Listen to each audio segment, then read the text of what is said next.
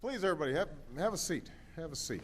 I am thrilled to be here for what is, I think, an extraordinary accomplishment by this Congress, a bill we're about to sign into law. I want to acknowledge a few of our special guests. First of all, we've got the crew from the Campaign for Tobacco-Free Kids, Eamon, Christopher, Sarah, and Hoynam. Hey.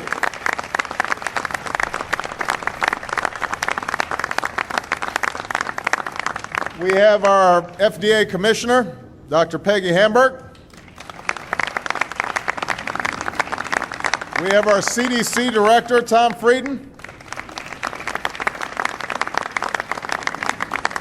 And we have just some extraordinary members of Congress here on stage: Senator Dodd, Senator Durbin, Senator Enzi, Senator Harkin, Senator Lautenberg, Representative Waxman, Representative Dingell, Representative Christensen, Representative Pallone, and Representative Platts, all of whom did extraordinary work in helping to move this legislation forward. Please give them a big round of applause.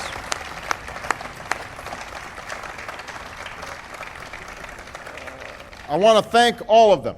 Now, there are three members of Congress that I have to especially thank: Representative Waxman, Representative Dodd, and excuse me, Senator Dodd. These are tough enough.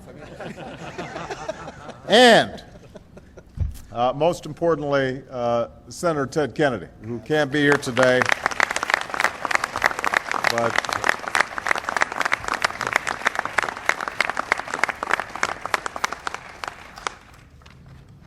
the legislation I'm signing today represents change that's been decades in the making. Since at least the middle of the last century, we've known about the harmful and often deadly effects of tobacco products. More than 400,000 Americans now die of tobacco-related illnesses each year, making it the leading cause of preventable death in the United States. More than 8 million Americans suffer from at least one serious illness caused by smoking. And these health problems cost us all more than $100 billion a year. What's even worse are the effects on our children. 1 out of every 5 children in our country are now current smokers by the time they leave high school. Think about that statistic. 1 out of every 5 children in our country are now current smokers by the time they leave high school. Each day, 1,000 young people under the age of 18 become new, regular, daily smokers. And almost 90% of all smokers began at or before their 18th birthday. I know I was one of these teenagers.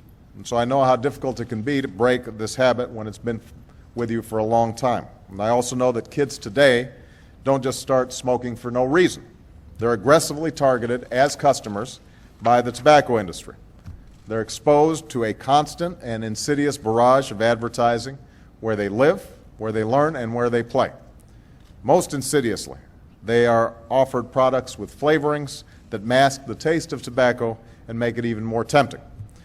We've known about this for decades, but despite the best efforts and good progress made by so many leaders and advocates with us today, the tobacco industry and its special interest lobbying have generally won the day up on the Hill. When Henry Waxman first brought tobacco CEOs before Congress in 1994, they famously denied that tobacco was deadly, nicotine was addictive, or that their companies marketed to children. And they spent millions upon millions in lobbying and advertising to fight back every attempt to expose these denials as lies. 15 years later, their campaign has finally failed. Today, thanks to the work of Democrats and Republicans, healthcare and consumer advocates, the decades-long effort to protect our children from the harmful effects of tobacco has emerged victorious. Today, change has come to Washington. This legislation will not ban all tobacco products, and it will allow adults to make their own choices. But it will also ban tobacco advertising within 1,000 feet of schools and playgrounds. It will curb the ability of tobacco companies to market products to our children by using appealing flavors. It will force these companies to more clearly and publicly acknowledge the harmful and deadly effects of the products they sell. And it will allow the scientists at the FDA to take other common sense steps to reduce the harmful effects of smoking. This legislation is a victory for bipartisanship, and it was passed overwhelmingly in both houses of Congress. It's a victory for health care reform, as it will reduce some of the billions we spend on tobacco-related health care costs in this country. It's a law that will reduce the number of American children who pick up a cigarette and become adult smokers. And most importantly, it is a law that will save American lives and make Americans healthier. We know that even with the passage of this legislation, our work to protect our children and improve the public's health is not complete. Today, tobacco is the leading preventable cause of death, but not just in America, but also in the world.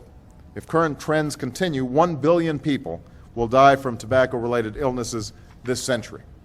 And so the United States will continue to work with the World Health Organization and other nations to fight this epidemic on a global basis.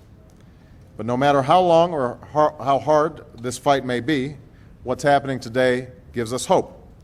When I ran for president, I did so because I believed that despite the power of the status quo and the influence of special interests, it was possible for us to bring change to Washington, and the progress we've made these past 5 months has only reinforced my faith in this belief.